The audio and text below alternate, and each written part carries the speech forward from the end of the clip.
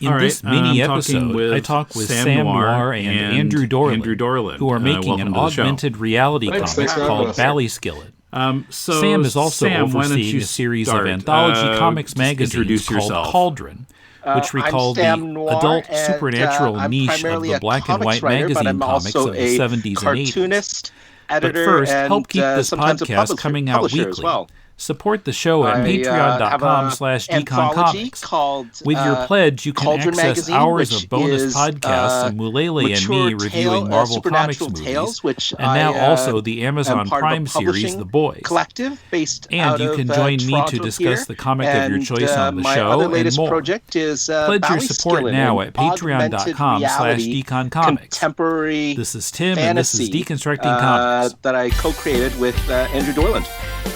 Okay, and Andrew, introduce yourself.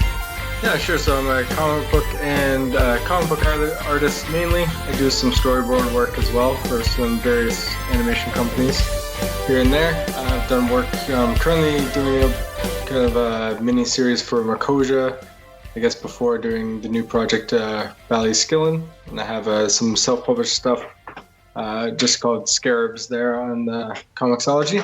And I'm part of Raid Studio and drawing all day. Yeah. Okay. Yeah. So I am kind of interested in this augmented reality comic, and I took a look at the samples. You have to download an app and take a look at point it at the pictures, and then this animation happens with some music and some voices and whatever. So it must be kind of labor intensive to make it. It is, yeah. It is pretty late. So everything I'm doing is it's all hand drawn, 24 frames per second animation. So it is super labor intensive. But the thing that helps me a bit is I'm using Blender. I don't know are you familiar with Blender at all? No. So it's a 3D modeling program mainly, but they do have a lot of 2D animation kind of stuff added onto it. There's even to the extent that when you create a Blender file, it gives you an option, are you making 2D animation? But so what I've done kind of as an example, for the town itself, I've kind of looks like a pop-up book. There's built the world in 3D in there. So I can rotate the camera, spin it around and do everything, and then hand draw just whatever character movement I'm doing. So it saves me a bit of time from actually drawing each background frame. If we can do some fancy camera work, it's possible now. I can actually do, you could do full 360 spins, whatever you wanted to do. And you don't have to worry about redrawing a whole shifting perspective, That's why, I love all the old 80s animation.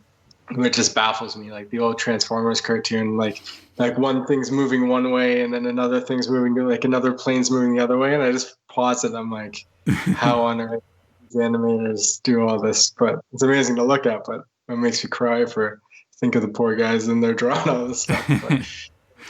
Well, the fortunate part of all of this as well is the fact that Andrew is a storyboard artist, and part of his job is also doing animatics as well, and using Blender as a tool. That's correct, Andrew? I don't use Blender for the animatics so much, but it's all the storyboard stuff I've done in the past. Most of it's all transition to animatics for the most part when you're doing gigs like that anyway, so it all kind of blends over. I was just lucky enough that my skill set kind of really translated well over to doing this kind of add-on stuff for comic medium kind of stuff. Yeah. So. And this differs from a lot of other, I guess, augmented reality experiences in terms of comics. Often people talk in the past about motion comics, and this is actually, as you've seen, beyond motion comics. It's not just the panel moving with some additional side effects. This is extra story element added in. Well, yeah, I kind of remember when the motion comics were happening, but Marvel also used to have this thing like this where you're supposed to point your phone at a certain page. The thing is, I could never get that to work. I just look at it through my phone and nothing happened. Okay. But yeah, this one actually works. But I don't understand what it is on the page that sets off the animation in the app. How does that work? It actually triggers the image. So it's actually looking to detect, it's essentially contrast, but it's looking to actually detect the artwork on the page, and that's what triggers the animation or whatever I can do. So we're adding some special features on top. There's a wide range of stuff you could do with this kind of technology, and it's interesting to see what people will come up with in the future. That I'll even say, before I even go into this, I was talking to me and Sam talked a lot about this before, like without detracting away from the comic books medium. There's one thing to have something extra, right? But you don't want to get totally sidetracked that it's not even a comic anymore. But there is a lot of options for stuff. Like we're adding something now that you point at the page, the animation will run, but there'll be a button that you can click on, kind of, that will bring up images like a monster manual, like a Dungeons and Dragons monster manual. So if there's so we have different Irish mythology creatures in the book. So if there's some creatures in the background that I draw, you press the button and it'll pop up and give you some, extra background information. Like, what's that creature? Where's that from? How did that, so you can get all this extra cool stuff if you want to dive deeper into the world and the mythology and all that kind of stuff. So there's a lot of stuff that you could do with it. But just like your question, it is detecting the actual image. You can use the same technology that they use. It can detect objects in space too, but this just detects the images. So the cool thing is that when people were buying right now on the Kickstarter, if they buy my original inked pages, they're still inked traditionally, so you can buy the actual pages. If you had that up in your house, it'll still detect that as the image because it's a high enough contrast, and it'll actually play the video over top of the original inked artwork. I see. Okay. And we've also put the image on items such as masks and T-shirts and even socks that will activate the AR. Yeah. So point it at your friend's mask, and then you can watch an animation. I see. Well, yeah. So, where is the music coming from, or who's doing the voices? How big of a team is needed for this?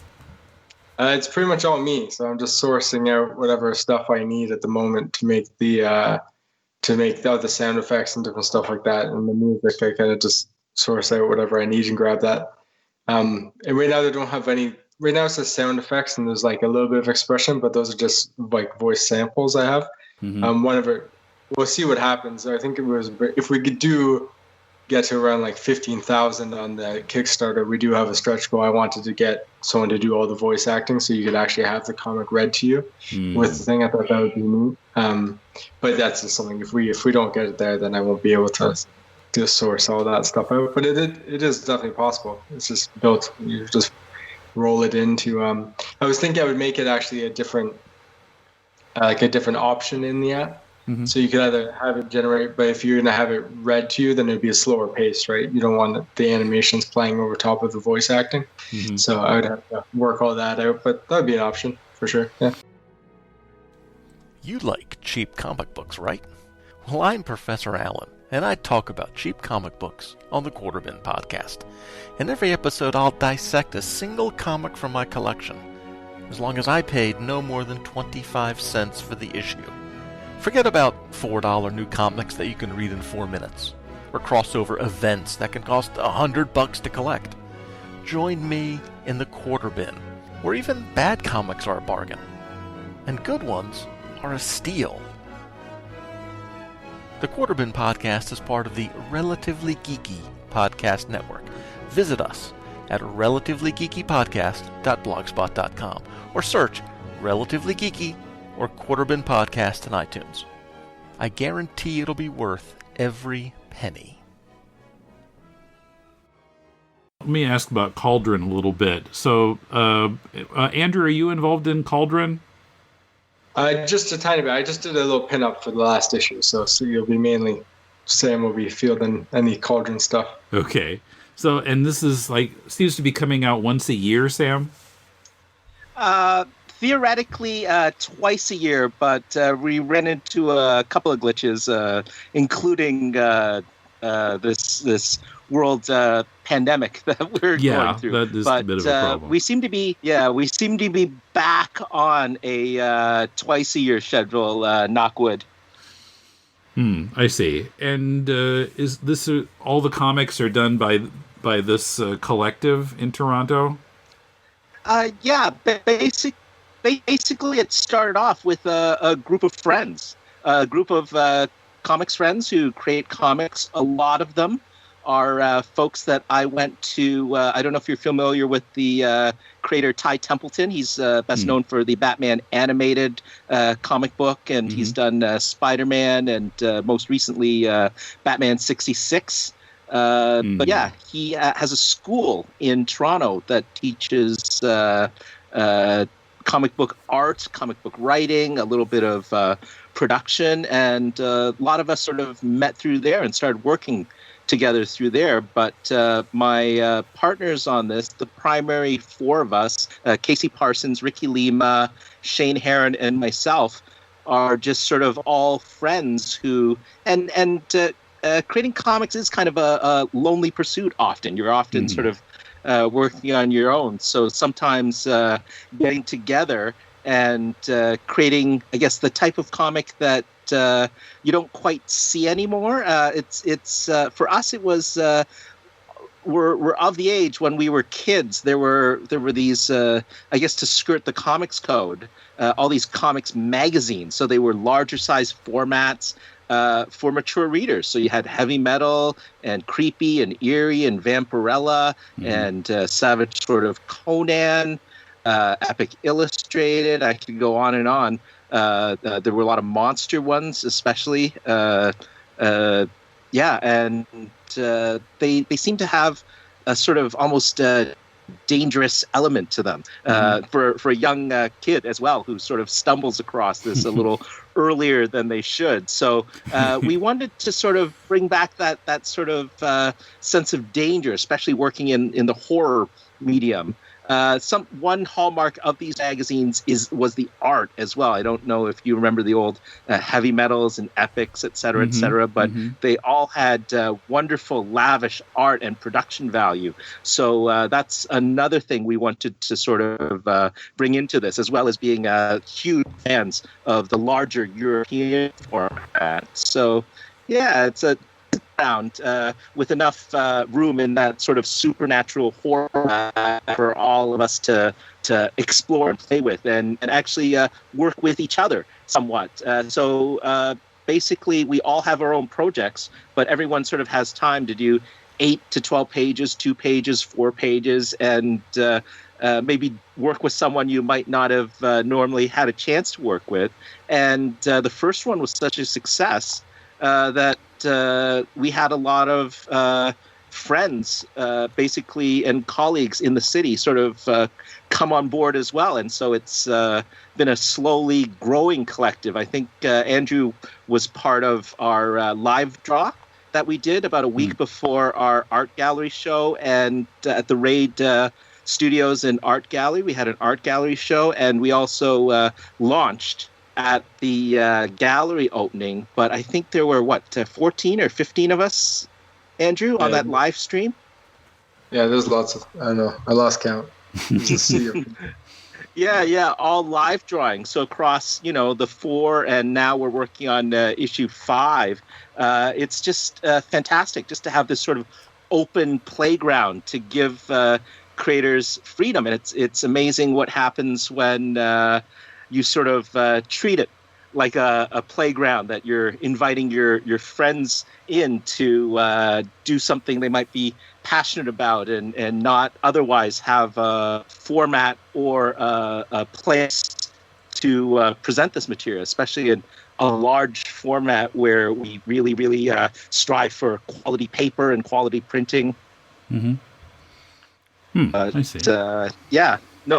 Very excited about Cauldron and sort of the success we've had with it across now four Kickstarter campaigns, 4 issues.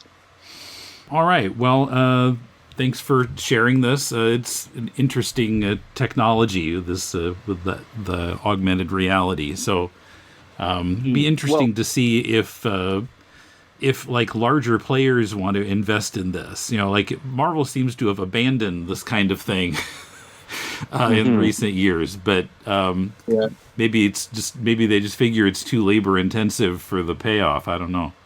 I think it's interesting that the same question arose when I was doing it, that I was wondering the same thing. Just like I didn't see Marvel do quite the same level, like kind of thing that, and I get it just probably because the labor intensive. They probably did the numbers. And they're like, how can we afford this? And who's going to, as an artist myself, like I don't know if I'd want someone else actually animating my pages. Like the motion comics are okay because you're just moving the art, right? You're not adjusting it. Like it's not going to be different, right? So it'd be interesting. You kind of need someone with a multiple skill set to be able to animate their own stuff. And if they're doing, I'm just going to pick a name, but like anyone, like Ryan Stegman's drawing a book, he's not going to stop and like start, animating his own pages. His page rate's going to drop considerably. So, well, he's on a deadline too. Yeah, exactly. Yeah, so it's not like it's going to matter, but yeah, it'd be interesting. I mean, I'm sure you could find guys that some really talented animators that could ape styles. Of course, that's their job and do whatever. But again, that would have to change. Even when I'm animating some of the stuff, I've noticed like I'll put a lot more detail probably in a page and try to match it close enough on the animations, but I can't totally match probably the line work and everything with full animating. So I'll have to pare it back, And I guess I neglected to ask, what is the story of Ballyskillen? What is that about? Basically, Ballyskillen is a hidden town of fairies. And our protagonist is a washed-up pub owner who is basically blackmailed by the local druid into becoming the human agent for this hidden community of fairies. And his first task is to track down killer amongst them. Someone is kidnapping children, and as sort of an outsider, he has sort of an outside perspective, even though with this fairy enchantment where they hide in plain sight, he's basically known these folks for years and years and years, except for this fairy enchantment, he sees them as normal people. And one day he wakes up having been made this agent for the village and given this task. So he is a very, very reluctant hero who has to not only acclimatize himself to this new reality that surrounds him in terms of, and when we say fairy, we don't necessarily mean like the single traditional sort of winged Tinkerbell. It's actually a broad category of creatures from folklore that encompass who the fae or the fairy folk are. Including we have a leprechaun character who's Johnny, the punk rock leprechaun. We have a puka and a few other surprises as well. And why did you feel that this story was a good fit for the technology? Well, here's the application, actually, because for us it was really, really important that the story stand alone. So essentially, you can read, it's a 4-issue miniseries currently, so you can read all 4 issues on their own as a standalone story. But for us, the technology was all about not just novelty in terms of moving things or sound effects, but being able to enhance the story. So some of the applications, for this being village under enchantment, you can use the AR as an example of how we're applying this to see afterwards which characters were actually fairy, just like the glasses in They Live, as an example. Or there's an opening splash page where we sort of flash back to the mysterious past of this druid. And this druid is sitting in an ancient battlefield, cradling a child, just surrounded by the bodies of the fae, the fairy folk. And this is sort of a tease-off. But Andrew, being as ambitious as he is in terms of the storytelling, you can enjoy that panel and it teases you. Andrew went in, and I think you might have seen the sequence as one of the samples. He actually animated the battle sequence. So you get to see a little more, and you can see how that sort of enhances the story first and foremost. Yeah, I would say just on like the long and short of it is that if we thought it would fit well, just because there is this enchantment, like there's a lot of hidden creatures in the world, so even if we reveal stuff in the background. But just like Sam said, like a lot of it's like the story is already written before it kind of added on the animation stuff, so a lot of it's kind of woven into the story, but also like a lot of expansion stuff on the story, and really like a lot of extra back stuff, a lot of just motion and a lot of more character building, even because you get a lot of just body gestures, movements, and sounds, and everything else that goes along with it. So, okay, and I guess both of your Kickstarters have made their goals.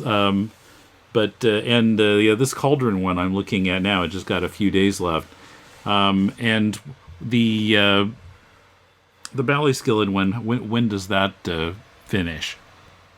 November the 5th. Okay. Yeah. So we still have a few weeks left. So yeah, we hit our goal in a week, which was amazing. So essentially the main thing now is, now that we've hit our goal, you're guaranteed at least 10 augmented reality segments. And then for every $500 additional, Andrew will do another piece of augmented reality to enhance the story. Wow. Yeah, I'm really hoping we can get, my goal is I hope we can get up there that I can just animate the whole comic, so then every page will be fully animated. I think it'd be really worthwhile for the reader, really bonus, especially people that have already pledged, like you're going for $10 or whatever, you get a whole, essentially a comic and a cartoon wrapped up in one, so it's a pretty good deal, I think. But yeah, that's pretty much, just even going back to your previous question, that's why I wanted to do it too. I just love cartoons and I love comics, so I was like, hey, if I can do both at the same time, then that's awesome. Yeah.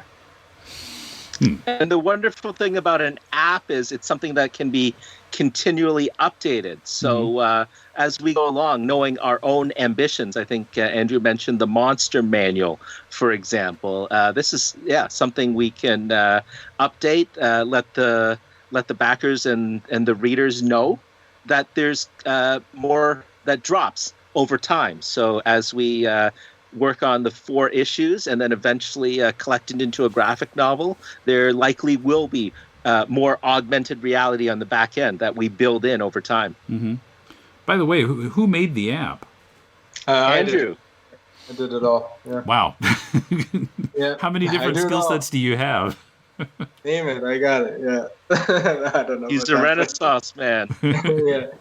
I just grew up with, I don't know, I just remember back when DOS computers were out, I feel like I've always thought this now, everyone like, especially like younger generation using phones and stuff, but I'm like, do they know what's happening? Like at least when you grew up with DOS and stuff, you kind of knew what the computer's thinking.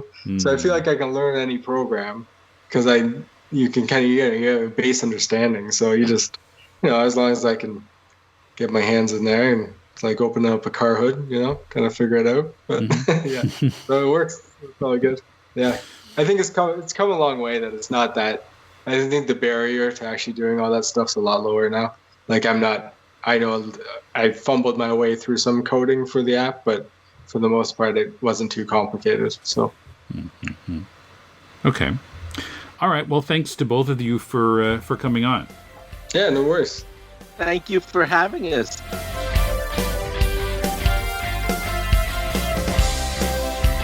Check the links in the show notes or at deconstructingcomics.com to find out more about Ballyskillen and Cauldron.